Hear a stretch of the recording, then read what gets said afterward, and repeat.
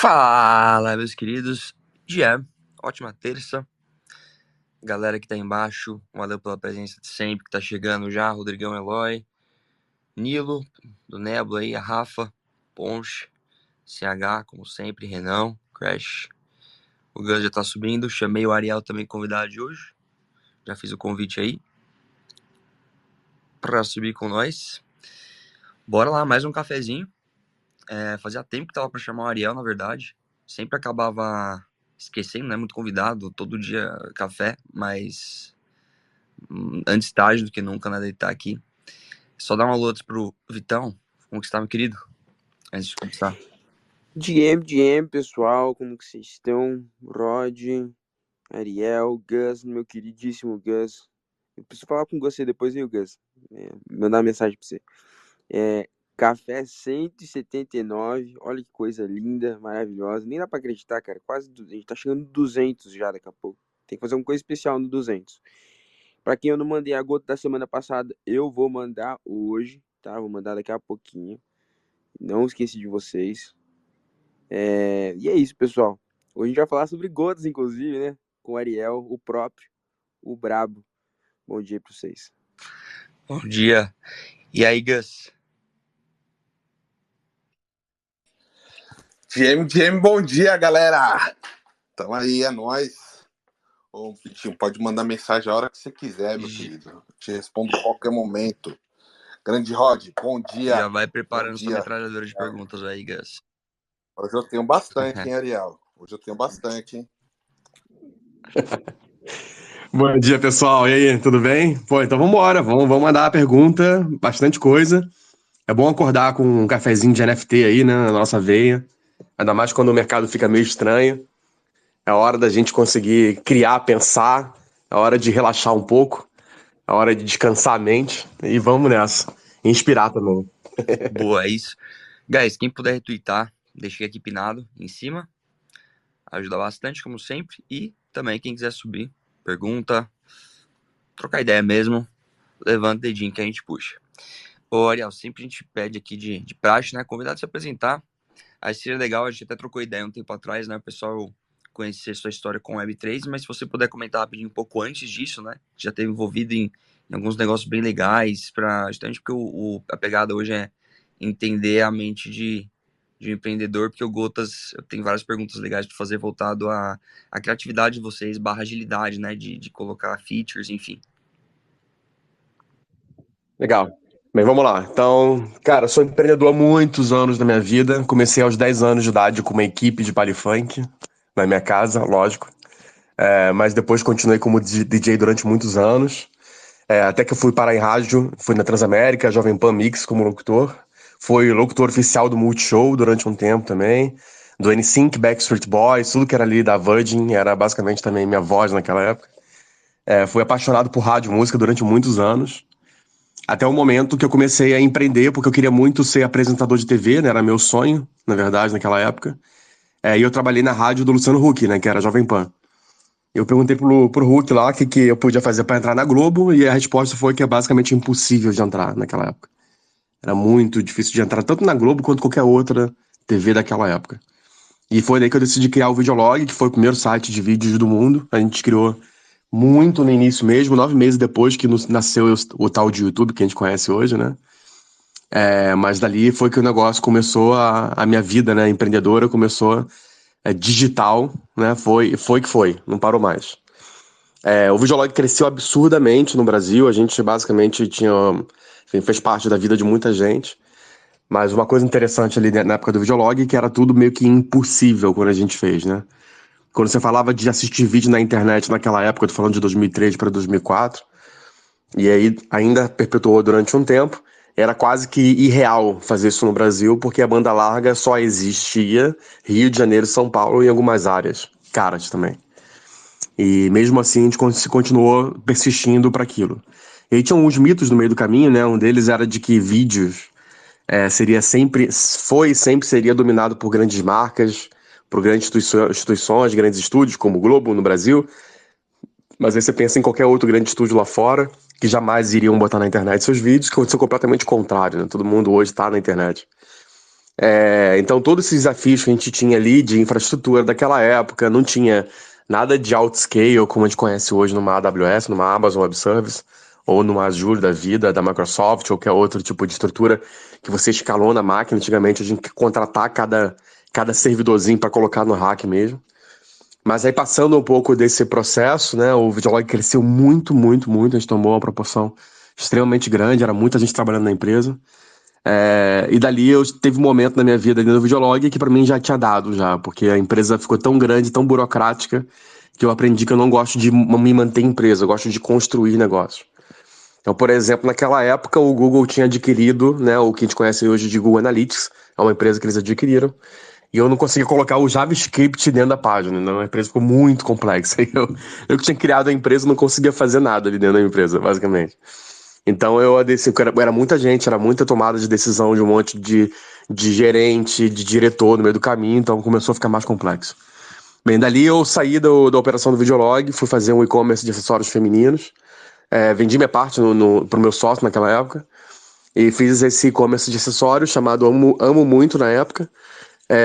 Amo Muito vendia acessórios femininos, bolsas, etc. Então foi uma parte de e-commerce. Cresceu pra cacete também, a gente começou na sala de casa, eu e minha esposa, né, que é minha sócia até hoje, e a gente transformou a Amo Muito numa empresa com uma cabeçada, só menina trabalhando, e eu lá, o único homem, e o negócio cresceu bastante. A gente fez uma rodada de Series A, inclusive, e também, de novo, o e-commerce de acessórios não existia no Brasil, era bem recente também, isso lá para 2009, mais ou menos, 2008, 2009, e a gente vendeu essa operação para um grupo de moda grande do Brasil.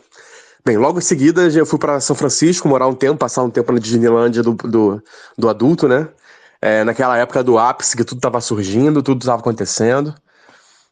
O Uber estava basicamente ali nascido, né, entre aspas, porque tinha muita feature ainda para ser construída, como a gente conhece hoje. Mas ali também estava nascendo o Lyft naquela época, então eu vivi uma fase muito interessante em São Francisco ainda, porque pelo que eu tenho de relato dos meus amigos que saíram de lá, mudou muito. O Silicon Valley, né, basicamente é bem diferente o negócio lá. Enfim, aí depois eu acabei surfando na onda um pouco ali daquela última fase de glória ali de São Francisco ativo, das startups que estavam nascendo e crescendo muito naquela época. Então foi fantástico, foi realmente incrível. Aliás, fantástico de fato, literal. A gente deu uma entrevista pro Fantástico, até hoje, se você procurar no Google, tá lá, procurar brasileiros no Vale do Silício, lá tá a gente, explicando de um aplicativo que eu fui levar pra lá, chamado Reminds, que era um aplicativo de memórias e músicas. Quando você lembrava de alguém, você compartilhava a música para as pessoas através daquela memória. Um negócio super romântico, né? E o negócio lá que a gente decidiu fazer em São Francisco com cara de São Francisco, né? Esse negócio foi foi acelerado, na verdade, pela Samsung da Coreia. Então a gente foi lá para Seul durante um tempo, em Daegu também, onde é a cidade onde nasceu a Samsung e tudo mais. E dali também a gente curtiu bastante esse mercado de startups daquela época, daquela região. Mas essa startup não deu certo. Cara, e depois fui construindo outras startups do Web 2, né? Fiz uma empresa de influenciadores chamada Celebrities, que hoje se chama Celi, que hoje faz as maiores campanhas de influenciadores do Brasil. É enorme ainda a empresa. Depois disso, eu vendi minha parte dessa Celebrities também, fui para outra operação e fui fazendo alguns produtos. Fiz um produto de live commerce que eu vendi no mês passado, que é um aplicativo de live commerce para as marcas que Boticário usa, enfim, todas as grandes marcas do Brasil e de fora também usam. Até hoje tem algumas coisas dentro do grupo nosso aqui. A gente basicamente fez uma Venture Builder, né, chamada E-Commerce Experience, que a gente basicamente vende até hoje muitos produtos de Web 2, né? A gente cria produtos de Web 2, alguns mantém com os sócios, outros a gente faz saídas estratégicas assim, para a operação. E hoje eu estou bastante focado em Web 3. Hoje só para umas aspas importantes, eu conheço o Bitcoin desde que nasceu mesmo, de fato, assim. Não do mesmo dia, mas, cara, muito próximo do nascimento, até porque eu fiquei apaixonado por aquilo. Eu mesmo abri e minerei Bitcoin naquela época, né? Eu utilizei ali os modelos de minerar Bitcoin, que era absurdamente sensacional, que eu perdi todas as chaves, não tem chave de porra nenhuma mais. Mas ali eu tive aquela felicidade de conhecer o Bitcoin, a tristeza de hoje de não ter guardado nada, né? Guardado nenhum tipo de acesso ao Bitcoin que eu tinha naquela época. Mas depois também fui para Monero, fui conhecer um pouco mais como é que era essa tal dessa criptomoeda privada, né? Dessa blockchain privada, na real. Fiz Monero pra cacete quando custava 5 centavos de dólar, um negócio absurdo, assim, tinha muita coisa. Também perdi as chaves. Essa me dá mais dor no coração ainda, porque tinha muita mesmo, muita. E que hoje tá ali, chegou a $300, né, $400.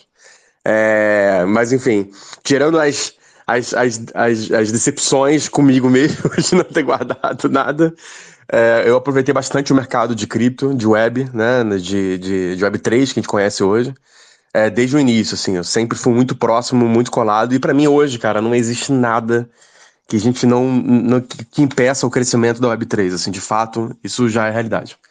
Mas no geral é isso, tem outros cases também de Web3, eu acho que é legal até comentar sobre isso.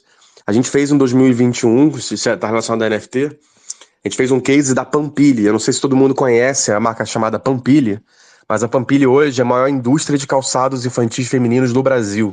Cara, é muito funcionário a empresa, tem mais de 2.500 funcionários, são 6 mil lojas pelo país. E você procura, por exemplo, qualquer coisa da Disney hoje para criança, menina, você sempre está com Pampili por trás, é a Pampili que faz. Se você procurar lá Pampili Disney, Pampili Ariel, inclusive, do Pequena Sereia, você vai lá ver, lá está essa marca. A gente fez em 2021 com eles uma parada muito irada, que foi um tênis pareado, um tênis físico real pareado NFT, né? Então a gente lançou um NFT em 2021, bem no início do hype, assim, sacou? Quase muita gente nem sabia o que era isso no Brasil. Esse tênis é um tênis voador. Quem quiser procurar visualmente depois pode procurar no Google. É só botar Pampili NFT, vocês vão ver lá um tênis voador, um negócio bem diferente lá no gráfico, visualmente falando. A gente liberou para a mídia na época pela assessoria. E um jornalista da Forbes me perguntou o que eu podia falar. Por que ele ia falar sobre isso? Por que ele ia falar de NFT? E, poxa, um tênis, pandemia rolando, qual era a ideia e tal, não sei o quê. Aí eu falei com ele, cara, se você conseguir encontrar alguma forma da gente fazer um leilão beneficente, sem advogados, sem escritórios de financeiros aí pelo mundo, sem bancos, sem uma estrutura de leilão, para o mundo inteiro, me avisa, porque eu só conheço NFT. E dali foi que conquistou o jornalista, ele botou a gente na rede Reuters, então caiu no mundo inteiro essa matéria, falando justamente de uma marca, ou seja, foi a primeira marca do Brasil, de fato, né, física, grande, tradicional, a entrar para o mercado de NFT no mundo, assim. A gente foi destaque na Binance, no mundo inteiro, porque a Binance tinha lançado o Binance Marketplace, e a gente fez aquele mint lá direto no Binance Marketplace. Não sei se vocês lembram, mas a Binance lançou o marketplace deles fazendo o Top 100, que era do tipo os maiores creators do mundo, e a gente estava lá selecionado para participar disso. E, cara, foi sucesso total, vendeu tênis, valores hoje atualizados. Cara, não me lembro exatamente o valor atualizado do BNB, que mudou muito na época, né, de lá pra cá. Mas eu acho que naquela época era coisa de 30, 40 mil reais, assim, um tênis, né, específico. E a pessoa que comprou o NFT, foi um cara de Xangai, ele simplesmente falou, cara, não preciso ter o tênis, era mesmo pra ajudar, então o tênis tá até hoje lá no museu da Pampilha. E aí, só pra terminar essa história que eu acho que é muito bacana, a coisa mais engraçada que aconteceu é que esse tênis chamado de NFT que caiu na mídia, a Pampilha hoje atende diversas lojas, como comentei com vocês, né? Mais de 6 mil lojas pelo país, físicas, que são revendedores de marca. Eles começaram a solicitar esse tal de NFT, esse modelo NFT. Eles não sabiam o que é NFT. Então eles achavam que era uma nova categoria de tênis, era um novo modelo, um novo nome de tênis, que de fato não era, né? Era o NFT mesmo. Então eles começaram a solicitar, e aí a empresa decidiu fazer o contrário. Ela decidiu fazer o seguinte, olha, então vamos embora lançar o tal de NFT como tênis também físico, e todo mundo que comprar o tênis físico tem direito a você resgatar o NFT. Então foi dali, e é mais interessante ainda, porque no mercado de criança, né, desse contexto, tem ainda Roblox, se dá para usar Polygon para conectar no Roblox, por exemplo, como skin. Enfim, a gente fez uma brincadeira muito bacana nisso, e foi tudo recorde de vendas, esgotou tudo. E o tênis era lindo, porque já era lindo o tênis do NFT que a gente fez naquela época. Então a gente fez uma convergência, usamos o NFT para leilão mundial, mas também usamos o hype do NFT para expandir um negócio tradicional onde ninguém sabia o que era o nome, e foi um grande sucesso de vendas. Mas vendeu tudo mesmo. Se procurar NFT Pampilha, vai aparecer também os tênis que existem, que estão todos esgotados, que são os tênis que foram usados como referência. Então foi um super case de sucesso. Até hoje na empresa só se comenta nisso pelo tipo de de abordagem que a gente fez, do hype que a gente surfou. A Pampilha nunca tinha saído em Forbes e CNN fora do Brasil, né? Para eles foi realmente uma coisa bem interessante. Cara, saí em várias matérias pelo mundo, inclusive na própria China, na ZeroX, que é um dos maiores sites de cripto da China. Então foi uma coisa muito interessante, assim, como o boom. E foi dali que eu me apaixonei mais ainda com o NFT e fiz outras paradas. Mas aí fiz coisas com o Milton Nascimento, outras paradas aí, mas depois eu conto com mais calma, senão vai ficar muito grande.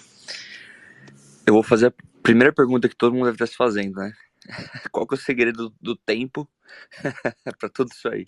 Tudo bem que você traçou uma linha do tempo pra gente, né? Mas deu pra perceber que envolve muita curiosidade, pô, estudo pra caralho, pra se envolver em áreas diferentes, e enfim. Tem algum segredo de tempo aí ou é realmente trabalhar muito? Cara, na real, uma coisa importante de todo mundo entender nesse contexto é que eu sou dev, né? Então, é mais fácil para eu construir um prédio, assim, para mim, saca? Eu consigo Ah, fazer, né, mais aspas importantes aí, né? Porque eu consigo fazer o prédio sem precisar de ninguém para construir aquele prédio inicialmente, depois as pessoas tocam. Mas eu consigo escolher a pessoa certa para fazer o prédio comigo também. Então, assim, o desenvolvimento da ferramenta é o que eu menos tenho problema eu tenho mais velocidade, na verdade, para resolver isso. Né? Então, isso se diferencia um pouco do empreendedorismo que não lida com tecnologia ou que lida com tecnologia, mas não tem desenvolvedor por trás. Então, acho que essa é uma diferença importante. muito bom, cara. Tem várias perguntas aqui, mas eu quero sempre dar prioridade pra galera que tá com a gente. Ô, Gus, você já quer puxar uma primeira? Vitão, senão eu puxo aqui. Quem quiser subir também, porque, pô, o Aranha falou tanta coisa que imagino que o pessoal tá com a criatividade a mil aí. Posso ir. Grande Ariel. Pô, Legal. prazer novamente conversar com você. A gente conversou lá, eu te apresentei sobre a Tribex, que acho que tem umas 3 semanas que a gente conversou. Uhum. Eu queria saber tipo, você comentou algumas coisas aí, e aí eu lembro na call que a gente fez, você também comentou outras coisas. Eu queria que você falasse um pouquinho mais também. Você está falando do Gotas, mas você consegue falar também sobre o Figurinhas, que eu achei um projeto sensacional, aquele projeto. Fiquei uma semana pensativo naquele projeto lá. Muito legal, né, cara? O meu sócio, que é o Bruno Pessoa, que hoje mora em Varsóvia, lá na Polônia, tá do lado da guerra lá, basicamente. Muito louco isso, né, cara? Fico falando com ele, fico morrendo de medo lá. Mas o Bruno é um cara, historicamente, um cara muito bem conectado no futebol. E isso fez com que ele olhasse com carinho para NFTs em si. A gente começou um projeto chamado Rough Diamonds, que eram diamantes lapidados, né? Ele selecionou tipo um scout da vida mesmo, alguns jogadores de talento incríveis. Por exemplo, um deles, que a gente tem direito de usar o NFT durante alguns anos aí, é um jogador chamado Hendrick, né? Que é um cara bem famoso, bem conhecido no mercado. Ele cresceu muito, a gente pegou ele ainda muito pequeno. E ali tem outros, né? Matheus França, alguns outros jogadores como talento. A gente decidiu fazer os NFTs dele, e isso em 2022, mais ou menos. 21 para 2022. E dali a gente continuou com essa vibe. E tava muito difícil explicar para as pessoas que não eram do mercado de Web3. Tudo bem que o mercado estava mais aquecido de alguma forma, muito entre aspas, né?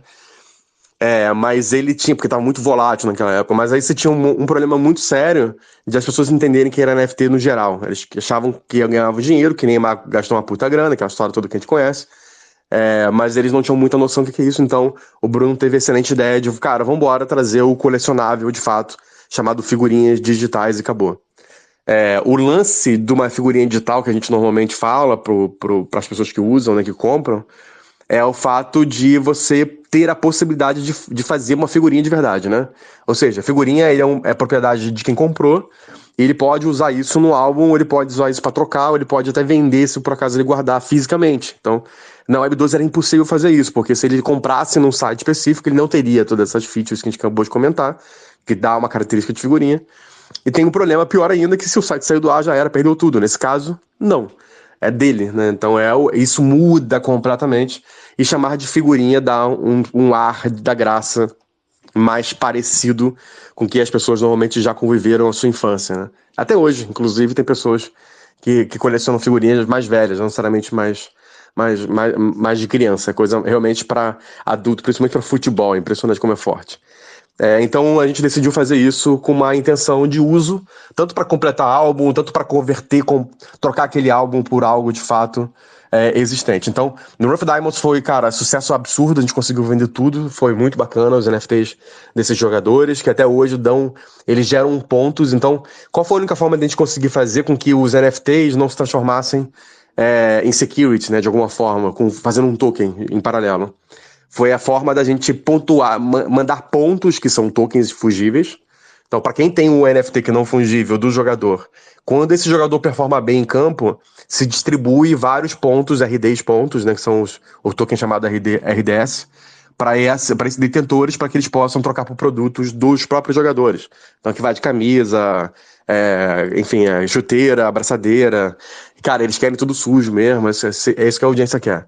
Ele quer, tipo, usou mesmo de fato, tudo cheio de lama quando choveu, tudo cheio de poeira quando teve poeira, etc. Então eles gostam mesmo desse negócio. Você consegue fazer essa troca desses RDs por esses produtos. Então essa é a lógica aplicada para essa figurinha normal. E veio o Vasco usando o Gotas em si para usar o mesmo recurso de figurinhas, que também é feito pela Tero Labs, né, que é dono da Rough Diamonds, que é esse meu sócio que a gente construiu juntos, para que as pessoas possam. E tem o Dante também que participa com a gente, o André também lá da Califórnia. Então é uma galera de peso tá aí por trás do negócio. E as pessoas já estão. O Vasco, por exemplo. O Vasco é bem legal o que está acontecendo. O Vasco anunciou no Maracanã mesmo. E anuncia, inclusive na semana passada, eles anunciaram na TV Vasco. Cara, frequentemente, Gotas Ponto Social, o código da rodada, né? Que seria a rodada 13, rodada 14, rodada 15, para distribuir as bolas para as pessoas em NFT. Então as pessoas podem resgatar as bolas que representam aquele jogo, daquele dia.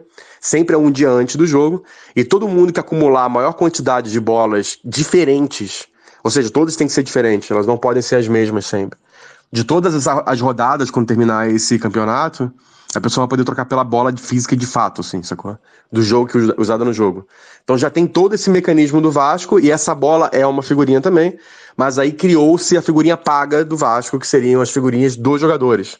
Então cada jogador você consegue simplesmente comprar como se fosse um pacote mesmo, um mixer box, o cara compra um pacote e descobre depois que tirou, por R$ 11 cada um desses pacotes, né, basicamente.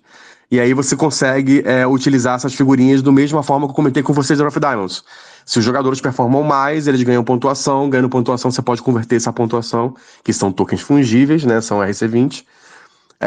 Você pode trocar por um produto específico do próprio jogador na loja. Então esse é um mecanismo. E aí cria-se umas parcerias, cria o Bafo, né? Que a gente estava comentando lá, né, Gus? Tipo, cria-se algumas interações com essas figurinhas que seriam legais. Ter uma paridade aí com o mercado tradicional que a gente conhece.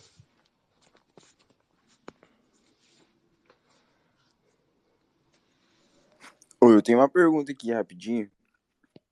Ô, Ariel, cara, legal isso porque vários nomes de empreendimentos que você participou na construção, eu conheço, tanto de Web 2 quanto de Web 3, obviamente. Celi eu conheço por causa do Estevão, que já tinha falado da Celi. Vi no Digitalx também. O Rough Diamond já conhecia antes, desde quando lançou, já tinha visto já. Entre outros projetos aí também, o projeto do Milton Nascimento também acompanhei, vendo o lançamento.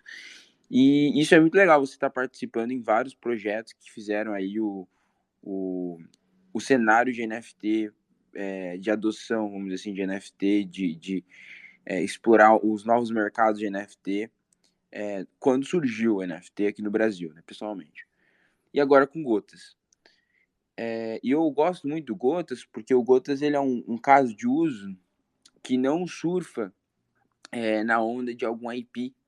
É legal você surfar na onda de algum IP, porque, né, vamos pegar um exemplo, né, o Milton Nascimento, querendo ou não, ele tem uma relevância muito grande, fazer um NFT, beleza, é legal, é memorável, mas ele não é uma coisa que você vai expandir, vamos dizer assim, o mundo de NFT como Gotas faz. E eu acho que isso é interessante, você ter esse tipo de empreendimento em que você expande o mercado como se fosse um protocolo, né? Ele tem uma possibilidade de gerar novos novos negócios e gerar e até criar um setor inteiro, né? O Gotas, na minha visão, ele está criando um novo setor, pelo menos em NFT. Claro, tem outros protocolos que fazem coisas que não são parecidas, mas tem uma função parecida. Mas eu acho que o Gotas está criando um mercado novo, um nicho novo, querendo ou não.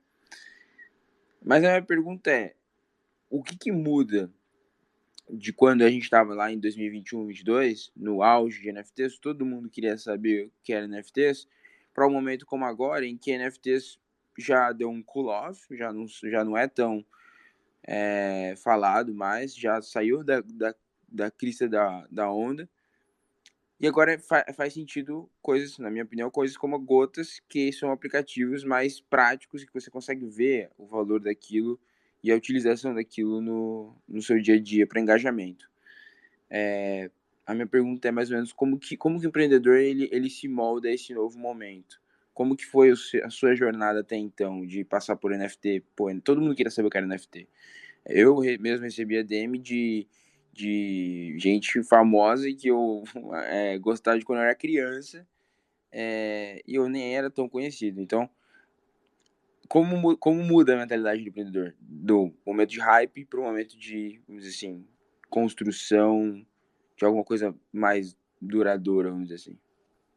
Cara, muito bom essa parada de todo mundo procurar a gente, né? Foi realmente muito forte, né? Virou meio que uma onda do mercado artístico, porque o Beeple ganhou uma fortuna, eles também queriam ganhar. Eu me lembro de ter fazer call com o Lulu Santos, né, com o marido dele, de fazer call com cara, um monte de gente também das antigas, assim. Todo mundo ligando, do nada, todo domingo. Ariel, você pode estar aqui numa call quando entra algum artista famoso? Aí eu falo, foi até engraçado esse dia. Eu entrei do nada lá numa call, não sei o que, tava lá Pugliese lá pra falar comigo, pra falar essa coisa de NFT também. Que, enfim, eu como sou mercado de influenciadores, eu peguei a Celebrity quando a gente criou, essa tal de Pugliese, Gabriela Pugliese, ela era muito forte, quase intocável naquela época, né? E aí foi até engraçado quando eu entrei, eu vi, opa, que isso, como assim você tá aqui? Eu já conhecia de eventos, mas foi até engraçado ela voltar com interesse, porque era a pessoa menos tecnológica, ela só era influenciadora, mas ela não conhecia nada de tech ou desenvolvimento, imagina Web3 e NFTs. Mas, cara, eu acho que a coisa interessante que a gente tem que aproveitar é o hype, para quando o hype está saudável, favorável, para você lançar ferramentas, como foi o caso do tênis da Pampilha. Cara, o Milton Nascimento a gente nem pegou mais hype, né? Mas mesmo assim explodiu o negócio. A gente conseguiu fazer um case no Brasil usando NFT. E aí que é o ponto, é usando o NFT como ferramenta, sacou? Porque, assim, não precisa o usuário saber que é um NFT se ele não quiser saber. É tipo, não preciso saber que tem um backbone ali por trás, seria a blockchain, que entrega a internet que a gente está usando nesse momento, sacou? Eu não preciso saber nada técnico para aquilo acontecer, eu só tenho que usar o recurso dele de forma que seja acessível. Eu acho que essa é a grande pegada e a grande parada, e é a grande solução para o mercado.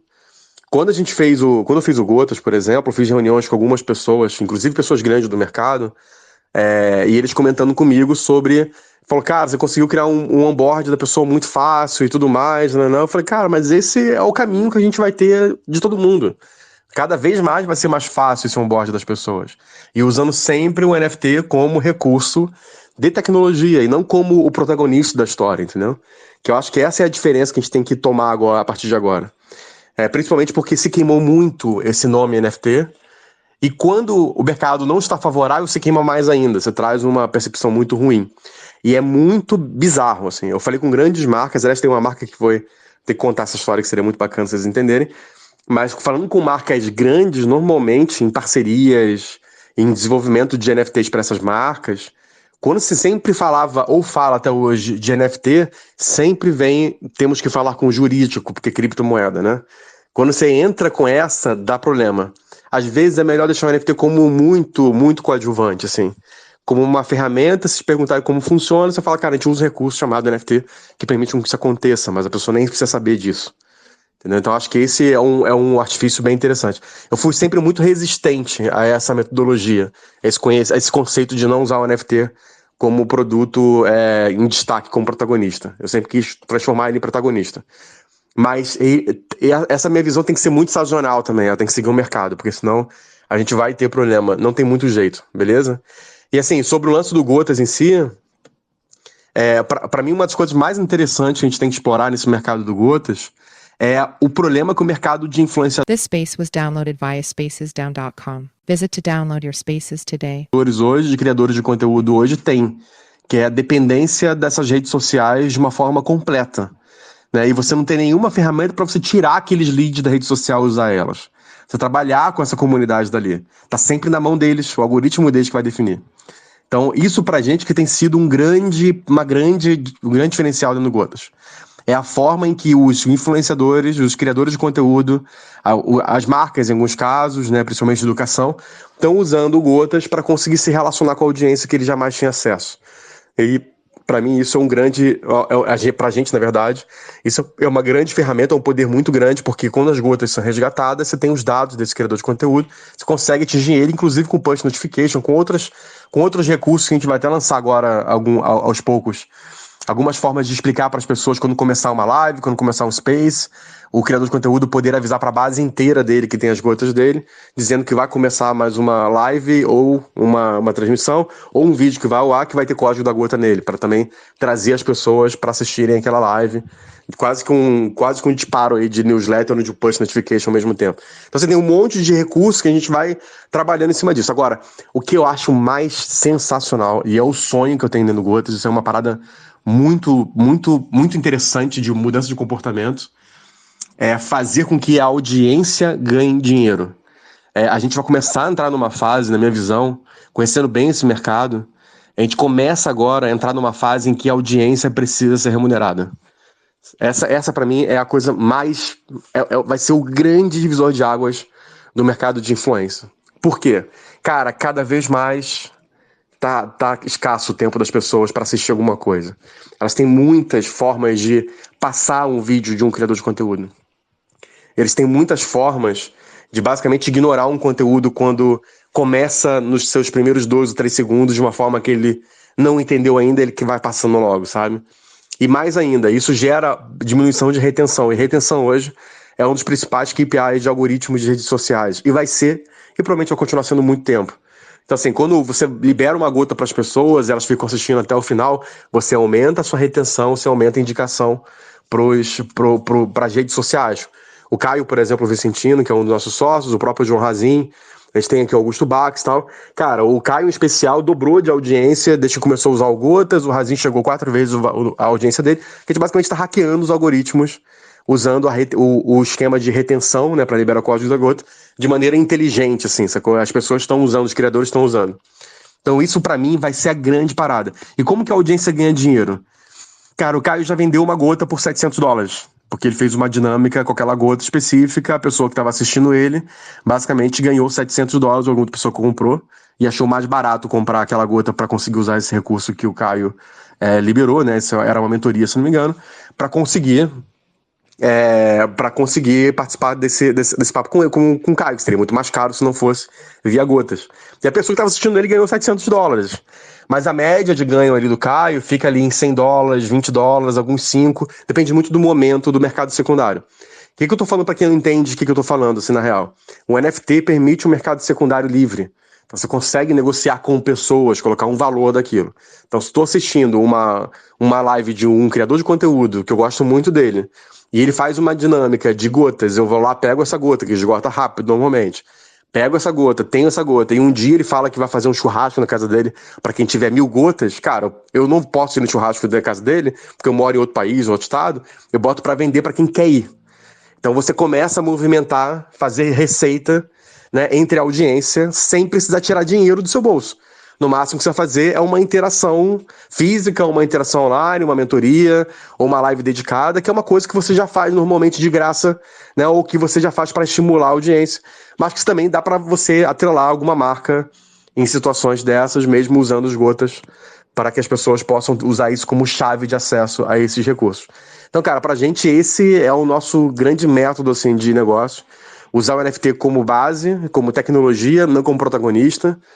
Transformar a audiência dele, né, em uma comunidade ativa que faz dinheiro, que gera receita. E que eles sejam aquelas... Sabe aquela coisa do token? Quando você compra um token e você fica falando pra todo mundo, cara, esse projeto é muito foda, tal, não sei o que, pô, vi o white paper deles, comprei um monte de token. Quando você pega uma gota, você tem a mesma reação, né? Normalmente a galera que são os caçadores de gotas, que hoje no Brasil Cara, a gente tem uma galera grande com grupos de WhatsApp, de Discord, indo atrás de gota o tempo inteiro, de código de gota para as pessoas conseguirem pegar. Mas o que acontece é que você tem esse mercado aí bem aquecido, porque eles mesmos divulgam, eles mesmos compartilham, eles interagem mais, então aumenta tudo, cara. Então, pra gente, isso no mercado de influenciadores Web 2, inclusive, é matador. Vai lá, Rodrigão. Pode perguntar. GM aí, Rod, Vitão, Gus, Ariel, caramba, meu amigo. Assim, é sensacional. Meus parabéns aí por toda a jornada e por todo o empreender e conquistas, né? Primeiro, qual mensagem você deixaria para todos que, né, tem um pouco essa pegada de empreender, que almejam empreender também, e para quem está empreendendo, né, chegar a um sucesso, ou, quiçá, né, pelo menos um décimo aí dessa jornada e conquista sua. E segundo, de certa forma, você até respondeu a outra pergunta que eu ia fazer, né? A gente discute muito aqui para onde vai tudo no futuro breve, qual que é o destino aí dos NFTs, das criptos, né, o mercado Web3, e meio que, para mim, você acabou de responder aí a segunda pergunta, cara. Então, assim, só gratidão aí, né, a você e ao Café por essa aula inspiradora, cara, sensacional. Pô, valeu demais, Rodrigão. Irado demais, cara. Valeu. Valeu pelo feedback. Fantástico. Assim, na verdade, para os empreendedores criarem essas coisas, as inspirações que normalmente eu tiro e que eu acho que pode passar para as pessoas também, cara, a gente precisa muito meter a mão na massa, cara. Tá tudo muito no mato ainda. Tá tudo muito novo ainda, cara. E é quando eu mais gosto, sacou? No Brasil, eu fui no mês passado, na verdade, no Fórum E-Commerce Brasil, que é o maior evento de e-commerce do mundo, aconteceu em São Paulo, né? Eu moro em Portugal, mas fui lá visitar os amigos lá. Cara, é um evento gigantesco, são 21 mil pessoas no evento para falar de e-commerce, sacou? E eu passei por isso nessa área de e-commerce, que eu tive um e-commerce e também vivi muito nessa área de e-commerce. No time, nas pessoas, enfim, nos criadores de ferramentas. Muitas pessoas são muito amigos nossos, né? Então a gente tem ali entre fundadores da Stone, que são grandes amigos nossos, que também começaram com e-commerce, com Braspag, enfim, com site blindado, com um monte de Pagarme e tal, com ferramentas de e-commerce que hoje estão muito grandes. Né? Esse é um bom exemplo. O próprio Igor do Moip lá, que fez o Moip, que era uma ferramenta de pagamento, também cresceu, vendeu operação, fez um negócio gigante, hoje é dono de um super banco no Brasil. Então, pessoas que eu fui lá e reencontrar de muitos anos, pessoas que eu tenho o maior carinho do mundo. E, cara, quando eu...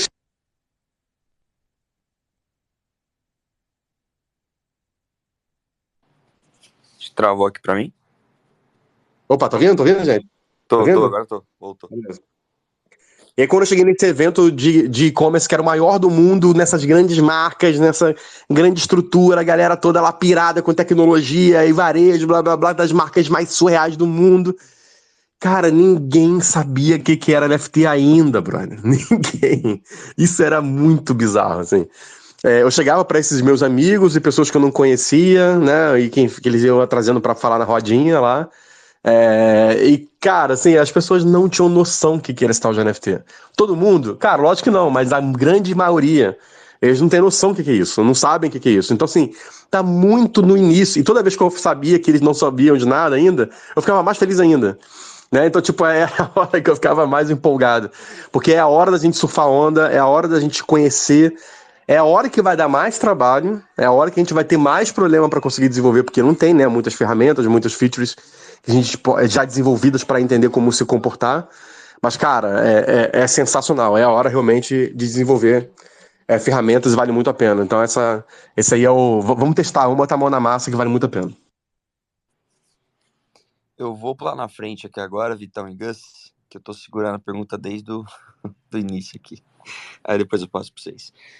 Na verdade, vou me dar uma na outra. A primeira é mais uma provocação, mas uma provocação obviamente positiva, para ver se o Ariel, se vocês estão pensando nisso, enfim. Mas quando eu até conversei com o Caio disso lá atrás, que é muito foda, né? Você liberar a gota para sua audiência e depois ficar com os leads, né? Os e-mails. O Caio na época tinha até me falado, né, que o custo de aquisição desses leads estava baixíssimo, né, que é basicamente o mint ali que você tem do NFT, que tinha que ir recarregando, né, conforme você fosse esgotando ali a quantidade de gotas para lançar. Mas aí, o que eu fiquei pensando depois é porque a audiência acaba não crescendo tanto todos os dias para todos os criadores. E principalmente a galera que vai querer pegar as gotas, geralmente vai ser a mesma galera, né? O pessoal que pega as gotas do café, geralmente são as mesmas que estão aqui, às vezes vem um ou novo, né, novas pessoas, enfim. Aí o ponto que eu coloco como boa provocação aí, para vocês pensarem, será que em algum momento não vai encarecer muito? É que, enfim, também depende muito do objetivo, né? Se o objetivo for esse inicialmente, gerar lead e ter um custo de aquisição baixo, é uma coisa. Agora, se não for o objetivo primário, é outra coisa, né? Então depende muito desse ponto também. Mas se o objetivo for gerar lead para o influenciador, poder trabalhar ali essa base, enfim, em algum momento não pode encarecer o CAC, porque geralmente são as mesmas pessoas que vão estar pegando as gotas e você já tem o e-mail do cara uma semana atrás, um mês atrás, 3 meses atrás. Então essa é uma pergunta barra provocação aí para ver o que vocês estão pensando e se esse objetivo também é primário.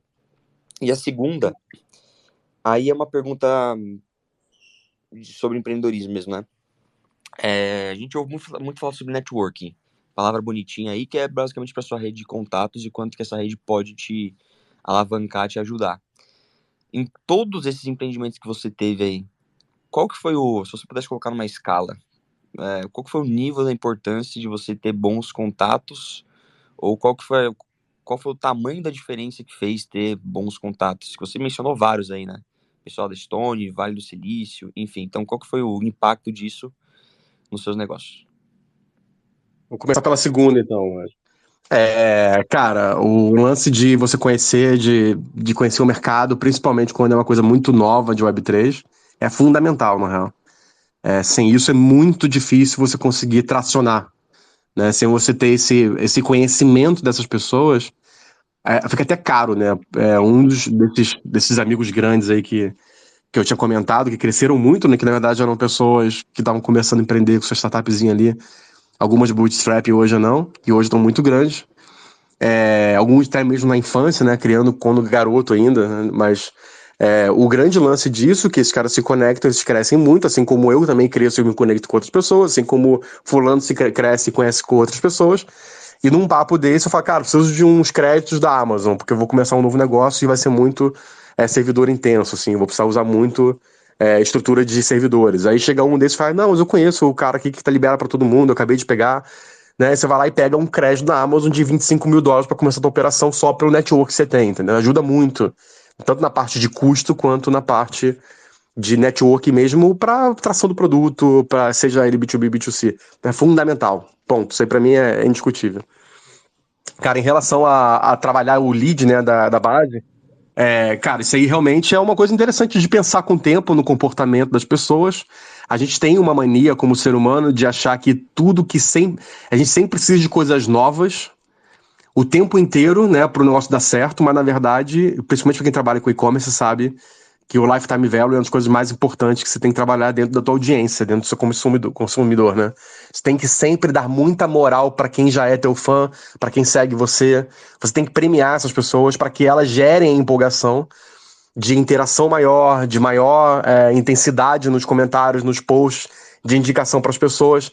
A gente sempre quer todo dia gente nova, mas era muito bom todo mundo meio que mudar um pouco a cabeça, entendendo que nós sim queremos gente nova, mas também temos que preservar e alimentar de forma rotineira a nossa base atual, criando gamification, criando vantagens para ela.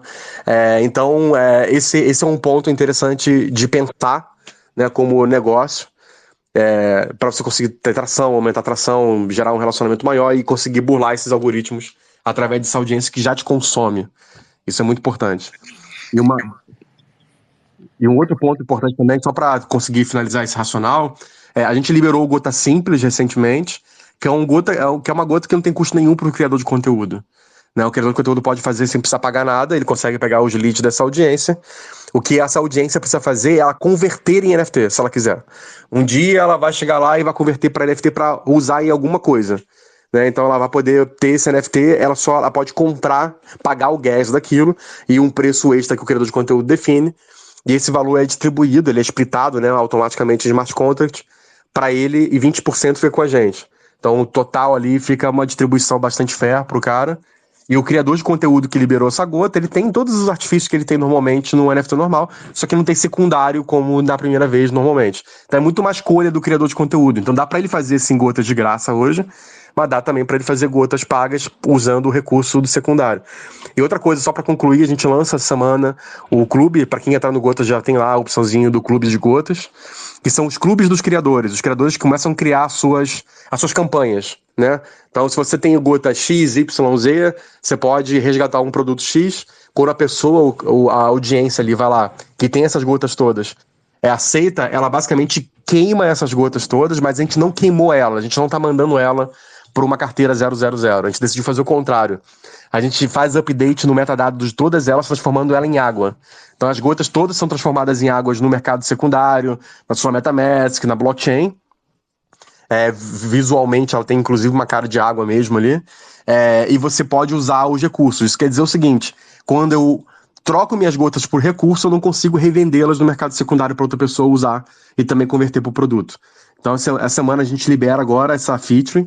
E aí a pessoa o criador de conteúdo, ele pode escolher entre um simples link de formulário do Google para quem conseguiu queimar todas as gotas e preencher os dados e fazer alguma coisa com aquilo, até mesmo uma sala privada, uma live para aquelas pessoas que converteram aquelas gotas, que não é um Zoom, que não é nenhuma ferramenta dessa que a gente conhece, é uma ferramenta fechada e o cara precisa estar logado no Gotas, precisa ter participado da campanha para conseguir acessar essa sala privada com esse criador de conteúdo.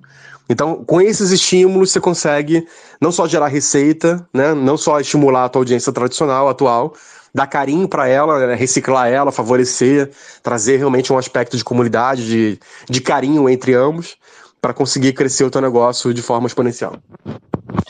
Caraca, sensacional, velho. Muito fera mesmo. Só deixa eu aproveitar antes que eu esqueça, porque eu tenho só um negócio que eu tava pensando aqui, antes do Vitão e o Gus falarem. Não sei se é possível fazer isso aí na parte de tecnologia, que não sou dessa área, entendo porra nenhuma, mas seria legal pro criador, porque você falou de engajamento, né? Medir o cara pelo engajamento justamente da mesma pessoa pegar várias gotas, enfim, isso obviamente, foda. Seria legal ter uma visão, porque a pessoa pode ir lá e ela pode não participar dos eventos, das lives, mas depois ir lá e varrer e comprar 30 gotas de uma vez para, sei lá, um benefício, alguma coisa. Mas isso não necessariamente faz o cara ser o mais engajado como criador. Ele simplesmente comprou e fez a limpa lá no mercado secundário. Seria legal ter duas visões, que fica até uma ideia aí. Tanto a visão do cara que tem maior quantidade de gotas, a carteira que tem maior quantidade de gotas, seja por compra ou seja por participação e coleta mesmo, e uma visão separada só por coleta. Então, mesmo se o cara já tiver vendido aquela gota em algum momento, ficou registrada a quantidade de coletas que aquela carteira teve. Porque o cara às vezes quer fazer a grana dele, vendeu, não tem mais a gota, mas ele participou de 30 eventos, e não tem mais ninguém que participou de eventos do que ele, do que aquela carteira atrelada àquele e-mail, aquele nome específico. E aí o criador consegue saber, né, que aquelas pessoas são mais engajadas porque estão sempre nas lives, né, e pode, às vezes, até criar benefícios a mais, enfim. Então, eu acharia legal, seria uma ferramenta útil pra caralho, pra comunidades, pra engajamento, pra saber quem são as pessoas que mais curtem, tão engajadas, que elimina um pouco o fator do cara que vai lá e simplesmente compra tudo no mercado secundário, entendeu? Então, um ponto aí. Super. Ótimo, ótima ideia. E essas ferramentas de análise a gente vai colocar com mais massa agora, com mais features agora nessa próxima fase, assim. Já começar a trabalhar em ferramentas de análise em geral. Comportamento de quantidade de tempo que demorou para esgotar, por exemplo, uma coisa que a gente não exibe, mas a gente tem esse dado. Muito foda. Né? Tem coisinhas que pontuar, por exemplo, se esse cara botou alguma rede social, se ele está também, para saber que redes sociais normalmente as pessoas estão vindo, botar um refer mesmo de referências do cara vem do YouTube, do Twitter, de onde for, para pegar a gota, ou se ele vai direto. Então tem todo um recurso ali que a gente vai começar a trazer para o criador de conteúdo. Muito bom. O tempo tá esgotando. Gus, depois Vitão, acho que o Gus tinha levantado a mão antes. Bora dar aí, que tá muito foda o papo. Vitão. Boa. Falar um pouquinho do Gotas. Primeiro, eu acho que o Gotas, ele tá aí pra ficar. Acho que é um dos projetos que eu tô mais bullish, nível global mesmo. de NFT, Web3 no geral. Eu vou fazer um post mais no futuro falando sobre essa minha perspectiva, os protocolos que eu acho que vão mais explodir. E eu acho que o Gotas faz bastante sentido, porque eu acho que ele resolve um problema bem conceitual de Creator Economy e Web3 que foi colocado lá atrás, que era o seguinte: se eu conheço o Bitcoin desde 2012, eu fiquei rico, muito provavelmente, com o Bitcoin, porque eu tive contato com ele muito early. Eu fui premiado por ter esse contato early, por ter acreditado naquilo ali early. Se eu tava em 2017 me tem um punk, igual. Se eu tava se eu tava usando Optimism ou Arbitrum no 2021, 2022, eu recebi airdrop. Então, a ideia de cripto, muitas vezes, é de você lembrar ou de você dar um reward para quem foi early adopter ou foi innovator ali dentro do ecossistema. É uma coisa que muito cripto traz isso. É uma coisa de cripto.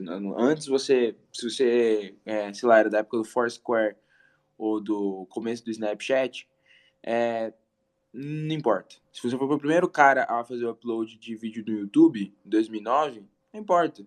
Tipo, legal, você tem uma boa história para contar, mas não serve para nada. Então, quando as coisas estão on-chain, tende-se a ter esse reward de gente que chegou antes. E aí sempre teve aquela ideia, né? Pô, como que a gente transfere isso para Creator Economy, né? Tem o cara lá que, sei lá, imagina eu ter o token do The Weeknd há 3 anos atrás, né? Entendeu? Ele vai valorizar pra caramba. Então, só que isso daí parecia muito com stock market, né? Parecia muito com security, esses tokens de artista ou de coisa assim, né, tal.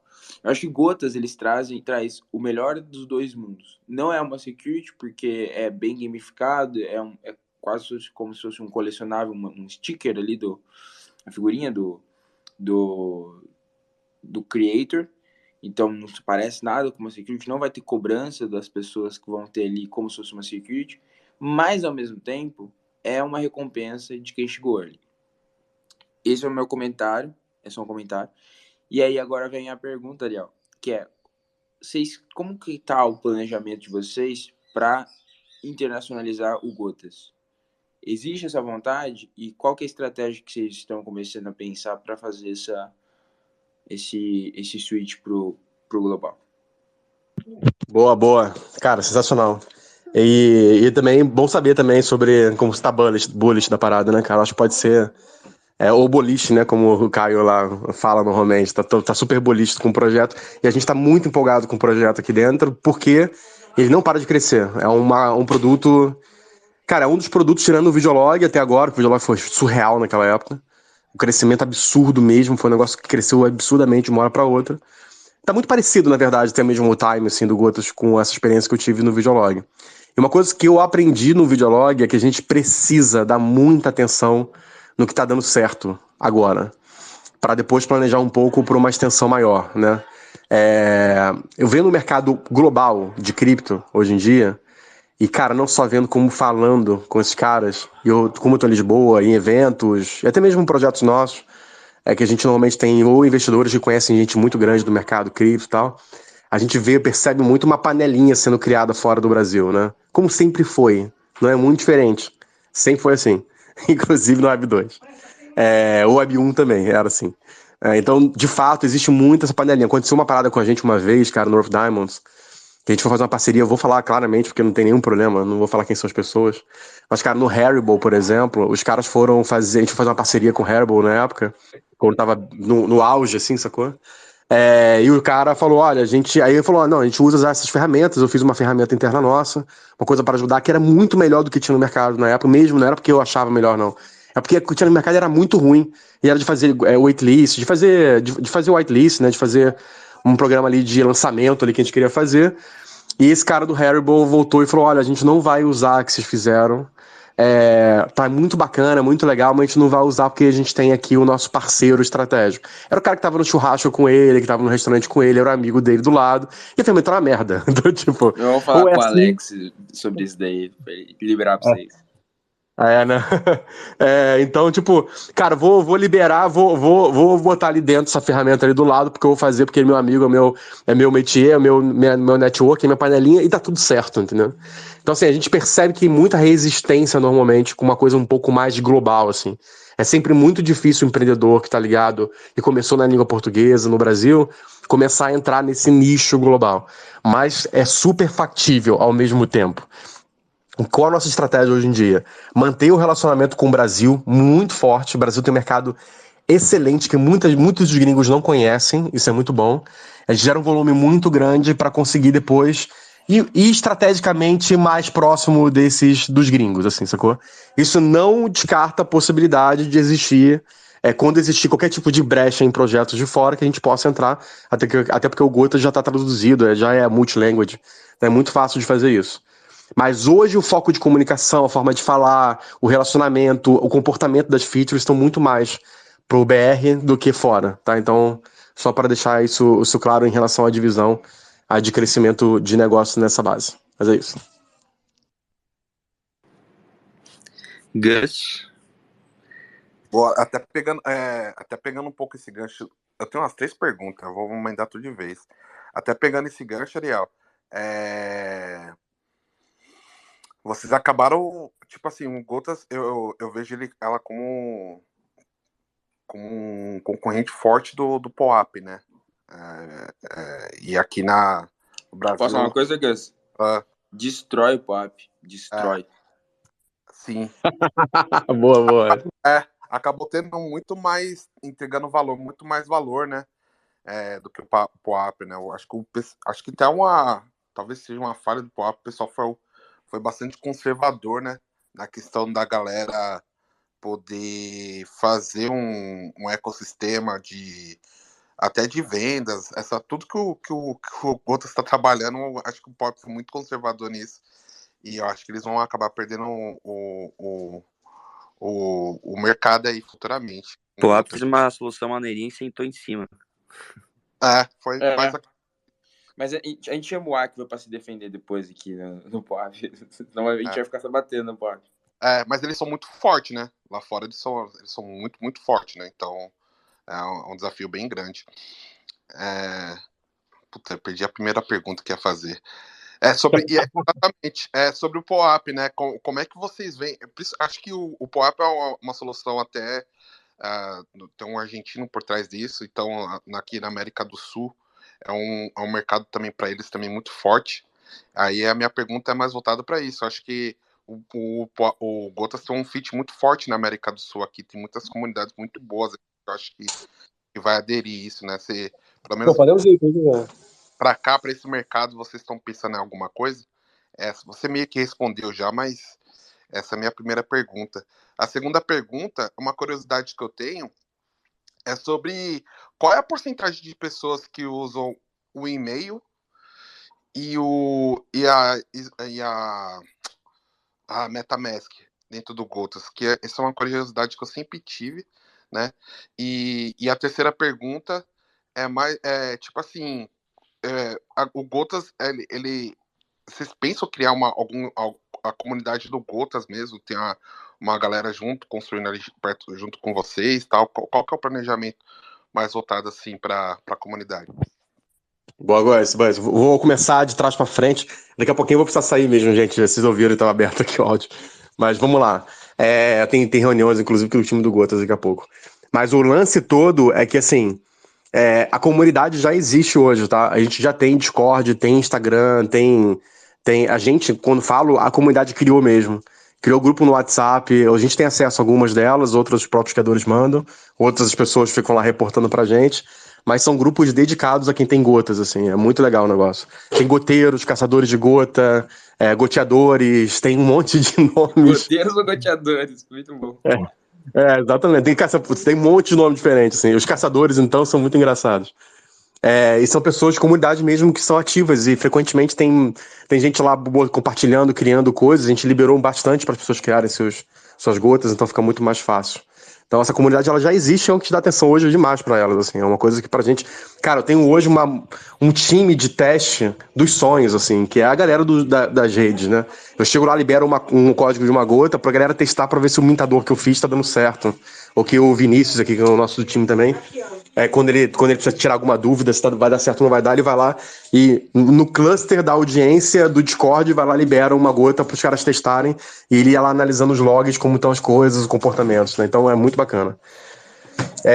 Em relação a POAP, cara, então, eu não sei, eu sei da história do POAP através de amigos meus, que são inclusive amigos mesmo dos fundadores do POAP, né?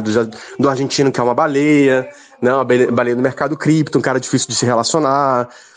Da galera que fez o POAP Studios, né? Que é um estúdio que foi feito para fazer dinheiro no POAP. Então, todo o projeto que vem, os caras lá da Adidas, tal, os caras dão uma atenção como se fosse um projeto mesmo. Mas eu, sinceramente, eu acho a ferramenta POAP muito difícil de usar para o brasileiro, para a pessoa, até mesmo para cá, cara. Normalmente, essa coisa de esgotar não é uma coisa que acontece com frequência no POAP. Você tem dificuldade para pessoa que não conhece muito esse mercado para usar um POAP. E eles são fortes porque, cara, a galera que tá por trás do POAP é muito bem conectada no mercado de cripto e é aquela panelinha que foi surgindo daquela forma que eu acabei de falar antes, entendeu? E ao mesmo tempo, eles estavam num momento em que não tinha aquilo, eles foram precursores nessa prova de participação. Então tem todo o mérito deles, assim, isso de alguma forma é muito bacana. Mas é uma ferramenta tradicional e surfou na onda de onboard de todos os apps e aplicações e projetos, porque não tinha nada parecido na época e porque eles estão muito bem conectados e tudo mais. Então acho que esse foi o caminho assim que os caras seguiram. Cara, assim, eu sempre gosto, não gosto de usar a palavra concorrência, porque são muito complementares as coisas, mais em Web3, assim, sacou? Eu fico acompanhando de perto, de alguma forma, porque sério mesmo, tem um amigo meu que é muito brother do fundador, que é até engraçado que a gente começa a falar, tal, não sei o que, eu falo, pô, você quando fizer coisa no Brasil não vai usar POAP, né? E não, com certeza. Aí ele fez uma live com a gente uma vez, esgotou tudo muito rápido do Gotas, e ele falou, cara, minhas gotas esgotaram em segundos, e no POAP até hoje não teve nada que esgotou. Então assim, né, tipo, não é muito mais fácil você usar gotas, e hoje tá bastante próximo aqui da gente de alguma forma, mas é isso, eu acho que é uma questão de evolução de produto, né? Os caras meio que pararam no tempo na criação de produto. Enfim, o cara lá também é trilhardário, que eu fiquei sabendo também. Tipo, pra ele tá muito preocupado com isso também. Também não. Mas é isso. Esse é o geral, eu acho. Ariel, valeu demais, irmão. Porra, dava pra ficar aqui mais uma hora facilmente. Com certeza o convite já fica aberto aí pra umas 3 semaninhas, se puder voltar, 4 semaninhas. Seria muito foda de novo. Cara, só deixar um recado final aí pra galera, onde é melhor te acompanhar, enfim, qualquer recado que você deixar, manda bala. Tamo junto, tamo junto. Obrigado demais aí pelo convite, muito bom acordar aí falando de NFTs e mercado Web3. Para me acompanhar, cara, é aqui mesmo no Twitter ou no LinkedIn também, eu posto com mais frequência até lá. Mas essas são as redes principais que eu tô atuando. E toda sexta-feira a gente tem o Mind Blowing no canal do João Razin. É só procurar João Razin lá no YouTube, ficar acompanhando. Toda sexta-feira a gente faz o Mind Blowing. Aliás, tem que convidar vocês também lá, vocês aí para participarem com a gente lá depois. Que a gente discute sobre soluções de Web 2, como elas poderiam surfar na onda da Web 3 para aumentar a receita. A gente já falou de TikTok com gente que trabalha no TikTok, a gente já falou de Uber Eats, com pessoas que levaram o Uber Eats né, com um time de Uber Eats mesmo, que levou o Uber Eats pro Brasil, né, começou a operação. A gente fala de um monte de gente, é muito bacana. Foda. Eu tenho uns cases legais, dei uma estudada de alguns cases de Web 2 e fiz umas threads também. Maneiraço. Vitão, palavras de hoje pra gente não esquecer e a gente já libera aí todo mundo. Boa, tava esquecendo, pra falar a verdade. Mundo. A palavra é mundo. E aí também a gota 9 vai ficar pronta daqui a pouquinho, viu? Que ironia, né? Eu tava esquecendo da palavra da gota e a gente tá com o próprio cara da gota aqui, então. Irônico. Exatamente. Sacanagem. Guys, tamo juntasso. Valeu pela presença de todo mundo aí, participação. Valeu, Ariel, de novo. No Spotify, no YouTube, vai estar o episódio lá completo. Pô, já mandei no grupo aqui do WhatsApp. Foi um dos melhores episódios aí das últimas semanas, sem dúvida. Pra quem quiser pegar completo, YouTube e Spotify do Café com NFTs, até meio-dia, 1 hora vai estar lá já. Tamo junto, meus queridos. Ótima terça. A gente se vê amanhã. Alô, beijo. Valeu, Ariel. Valeu, pessoal. Ótimo. Valeu, gente. Semana. Valeu, abraço. Tchau, tchau. Valeu, guys.